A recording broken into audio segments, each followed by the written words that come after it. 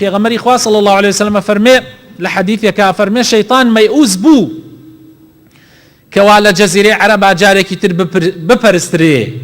حەدیثێکی صحیح ئیمامی مسلم ئەیگەڕێتەوە. ئەفەرمێ شەیطان مەیئوس بوو جارێکی تر لە وڵاتی جەزیرەی عەرەب مەبەستی ئەو شوێنانەیە کە ئیسلامی پێگەیشت و لەو کاتە لە کاتی پێغەمبەر صلی الله عليه وسلم جارێکی تر شەیطان ئیسلام گەیشتە ئەم وڵاتە شەیطان ناتوانێت بتبێرێ و خەڵک بپەرستێ. مەیئوس بوو بێ ئومێد بوو لەوە. بەڵام بەینتان تێک ئەدا ولكن في التحريش بينكم. ڕۆژێکیان معاویەی کوڕی ئەبو سوفیان رضی الله عنه صحابەی پێغەمبەرە صلی الله عليه وسلم لەگەڵ عەبدوڵای کوڕی زوبەیرە کێشەیەکیان ئەبێ ئەویش صحابەی پێغەمبەرە رضی الله عنه خۆی و باوکیش و دایکیشی هەمویان صحابەی پێغەمبەرن.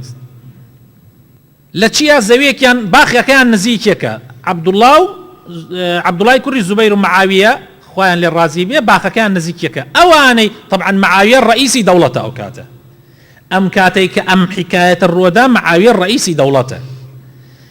کاتێک ئەو کرێکارانەی کە ئیشەکەن لە ناو باخەکەی معاویەیە بە نەزانینەوە بڕێک لە باخەکەی هین دیارە دیوار ئەڕمێنن و دیواری تازە ئەکەن یان شتێکی ئەلەو شێوازە نازانن تۆزێک لە باخەکەی هینی بەرەکەوێ عەبدوڵای بەرەکەوێ عەبدوڵای کوڕی زوبەیر. بۆیە عەبدوڵای کوڕی زوبەیر نامەیەک ئەنووسێ و تایە ئەنووسێ لە عەبدوڵای کوڕی زوبەیرەوە بۆ معاویەی کوڕی هند بخۆری جگەری سەحابەکانی پێغەمبەر. و هند معاویە کوڕی ئەو هندەیە کە لە جەنگی ئوحودا کە سێنگی لە کاتێکە کە ئەو کافر بوو سێنگی حەمزەی شەق کرد و جگەرەکەی دەرکرد و ئەگە لە بیرتان بێ. بەڵام دوای ئەوە خوای تەعالا هیدایەتی دندا و دوای فەتحی مەکە و ئەبن بە موسڵمان و ئەبن بە کەسایەتیەکی چاکیش لە ئیسلامە. بەڵام ئەم تەعنیەکە بەو حاڵەتە ئەم تەعنیەکە بەوە کاتێ نامەکە ئەگاتە معاویە ڕئیسە بانگی کوڕەکەیەکە ئەڵێ ئەمە لە عەبدوڵڵاوە بۆم هاتووە تۆ ڕێیت چییە؟ ئەڵێ سوپایەکی بۆ بنێرە سەرەتاکەی لای ئەو بێ و کۆتایەکەی لای خۆت بێ.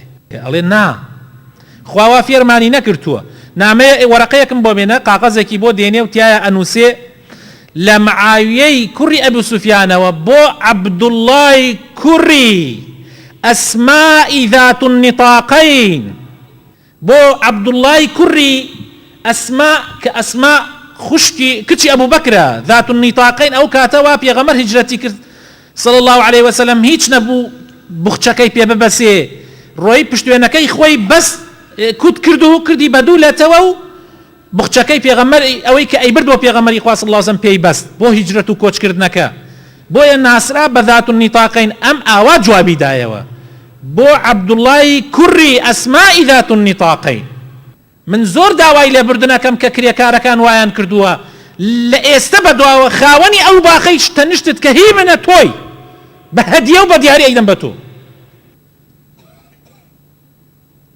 ئاوا یعنی پیاوچاکان و سەحابەکانی پێغەمبەر صلی الله علیه وسلم ئاوا معاملەیان لەگەڵ یەکا کردووە.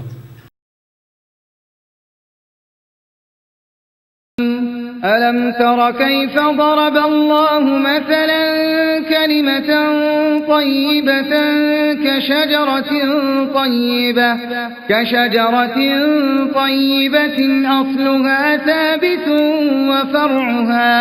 وفرعها في السماء